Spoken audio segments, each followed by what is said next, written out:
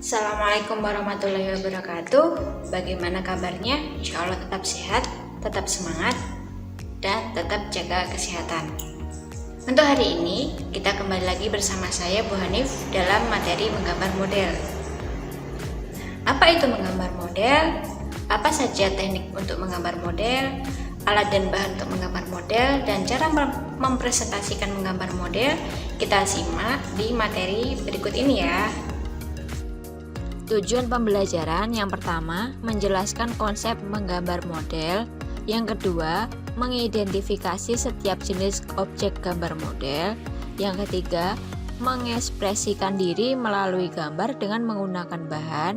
Yang keempat, mengkomunikasikan gambar model baik secara lisan maupun tulisan.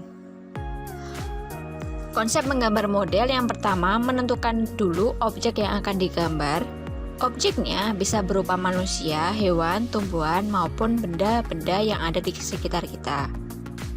Selanjutnya, setelah ada objeknya, kita tata menggunakan unsur rupa dan prinsip rupa yang dilakukan dengan proses mengamati langsung objek yang akan kita gambar. Bentuk gambar model ada kubistis, ada silindris, dan ada bebas. Kubistis itu memiliki dasar kubus atau persegi, contohnya dari almari, dari kursi, dari meja. Yang kedua, dari silindris memiliki dasar silinder atau lingkaran atau elips, contohnya gelas, teko, galon, dan lain sebagainya.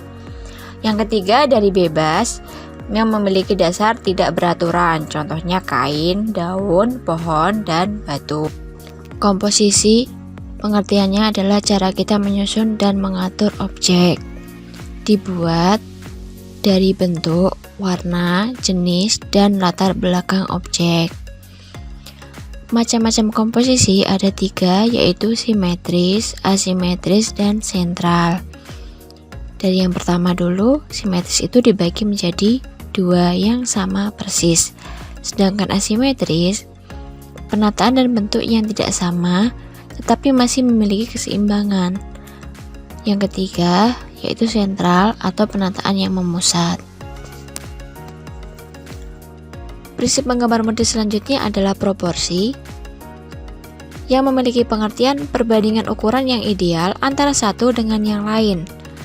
Hal ini dibuat jika menggunakan proporsi yang tepat akan tampak wajar, tetapi jika tidak tepat akan nampak janggal. Misalnya saja, contohnya dari proporsi itu, ketika kita menggambar manusia, seorang anak itu biasanya kepalanya kecil. Nah, misalnya itu diganti jadi kepalanya agak besar, itu kurang tepat. Perbedaannya kalau kita menggambar ilustrasi dari karikatur. Nah, biasanya gambar badannya kecil tapi kepalanya besar.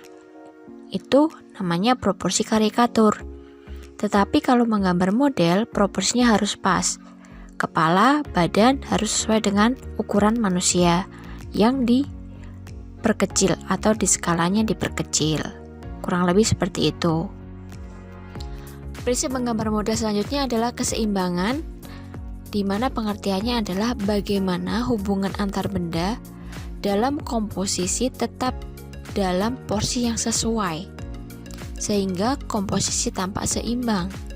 Nah, hal ini bisa dibuat dengan cara membuat skala, atau bisa juga dengan menggunakan efek-efek perspektif atau kesan pandang mata. Yang kecil kelihatan kecil, yang besar kelihatan besar, yang jauh kelihatan kecil, yang dekat kelihatan besar. Kurang lebih seperti itu. Prinsip yang selanjutnya yaitu kesatuan atau unity. Pengertiannya keterpaduan dari bagian gambar. Semua dari gambar-gambar itu harus terkesan menyatu. Hal ini bertujuan agar tidak memiliki kesan utuh dan tidak terbelah ataupun terpisah. Setelah prinsip, kita kembali lagi ke unsur-unsur menggambar model dari titik, garis, bentuk, bidang, warna, tekstur, dan gelap terang. Kita bisa mengamati dari gambar yang di samping, itu ada gambar buah yang dikombinasikan dengan gambar kain. itu merupakan gambar yang tidak beraturan atau gambar bebas ya. Tapi di situ ada beberapa bagian dari garis, ada gelap terang, ada bentuk, ada tekstur, dan ada bidang. Nah, semuanya memenuhi dari elemen-elemen unsur menggambar model. Sekian dari saya, semoga bisa dipahami apa yang telah saya sampaikan. Jika belum paham, bisa interaksi dengan saya langsung di grup WhatsApp ya. Demikian materi pembelajaran hari ini. Mari diakhiri dengan bacaan hamdalah. Alhamdulillahirabbil alamin. Assalamualaikum warahmatullahi wabarakatuh.